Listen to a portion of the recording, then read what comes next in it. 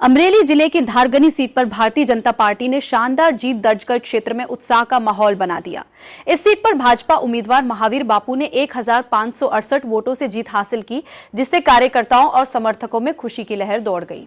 जीत के बाद चौलाला के पास दान महाराज के पवित्र स्थल पर जश्न मनाया गया, जहां लोगों ने आतिशबाजी कर और झंडे लहराकर खुशी जाहिर की। ग्रामीणों ने इसे जनता की जीत बताते हुए विकास की उम्मीद जताई। इस मौके पर बाबा भाईवाला, वनराज भाईवाला, जयराज भाईवाला और भाईलू भाईवाला सहित कई नेता और कार्यकर्ता मौजूद रहे। महावीर बापू ने जीत के बाद कहा कि यह जनता का आशीर्वाद है और वे क्षेत्र के विकास के लिए पूरी निष्ठा से कार्य करेंगे। अमरेली से संवाददाता राठौड़ महेंद्र भाई की रिपोर्ट।